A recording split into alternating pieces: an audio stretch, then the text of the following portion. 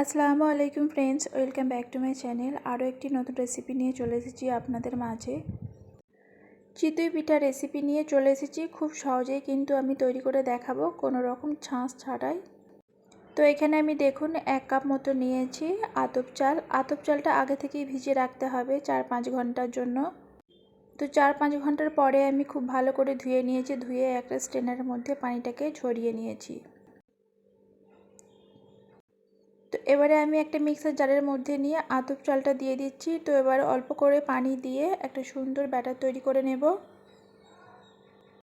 তো আপনারা চাইলে একটু বেশিও করতে পারেন, তবে এটা আমি প্রথমবার বানিয়েছি, তো আমি অল্প করেই বানিয়ে প্রথমে দেখব।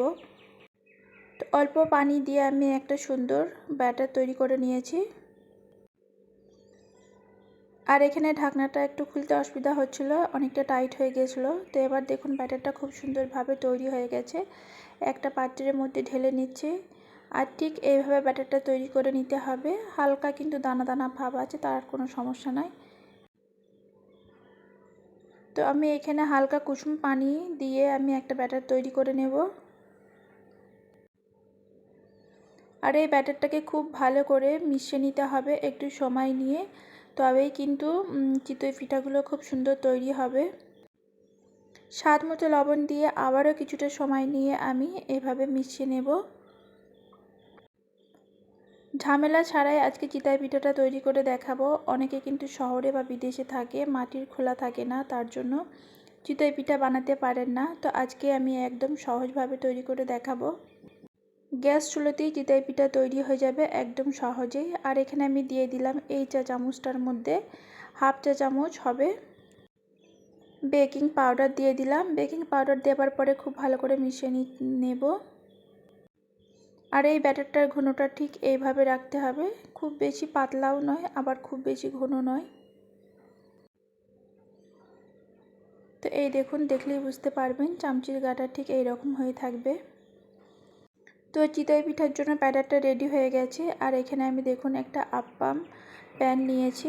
এই ধরনের ছোট ছোট ছিদ্র থাকে, তো এটা দিয়ে আমি তৈরি করে দেখাবো। আর পিঠাগুলো মাশাআল্লাহ অনেক সুন্দর তৈরি হয়েছিল। তো যেহেতু এটা ননস্টিকের, তেল ব্রাশ করার দরকার নেই। তো এভাবে দিলেই কিন্তু খুব সুন্দরভাবে পিঠাগুলো উঠে যাবে।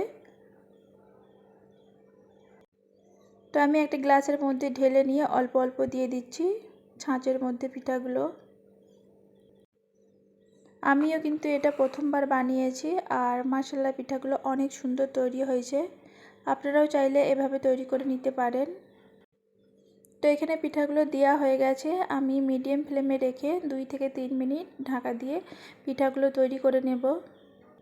তবে গ্যাস চুলোর মধ্যে দেখবেন অল্প জায়গাটাই তা গরম হয়, আর বাকি যে ধারগুলো হতে চায় না। মাঝখানের পিঠাগুলো কিন্তু বেশি সুন্দর হয়েছে। তো এই তো পিঠাগুলো আমি তুলে নিচ্ছি। তো এখানে পিঠাগুলো দেখুন কতটা সুন্দর হয়েছে, আর দেখতেও অনেক সুন্দর লাগছে। তো এইভাবে আপনারা পিঠা তৈরি করে নিয়ে খেয়ে নিন। অনেক মজার এবং সুস্বাদু পিঠা, অল্প সময়ের মধ্যে এত মজাদার পিঠা তৈরি। আর এই পিঠাগুলো কিন্তু ভিতরে দেখুন প্রচুর লেয়ার যুক্ত হয়েছে, যে আমরা যেরকম মাটির খোলায় পিঠা তৈরি করি ঠিক ওরকমই কিন্তু লেয়ার হয়েছে। তো এভাবে একবার তৈরি করে দেখুন। তো মিনি চিতই পিঠা রেসিপিটা আপনাদের কাছে কেমন লেগেছে অবশ্যই জানাবেন। ভালো লাগলে লাইক কমেন্ট শেয়ার। আর এতক্ষণ সাথে আছেন, লাইক করেননি, প্লিজ একটি লাইক করে দেন। তো এখানে আমি খেজুর গুড় নিয়েছি, খেজুর গুড় দিয়ে পিঠাগুলো খেয়ে নেব। আপনারা আপনাদের পছন্দ মতো যে কোনোর সাথে খেতে পারেন। তো ভিডিওটিকে আর বেশি বড় করলাম না, এখানেই শেষ করলাম। আল্লাহ হাফিজ।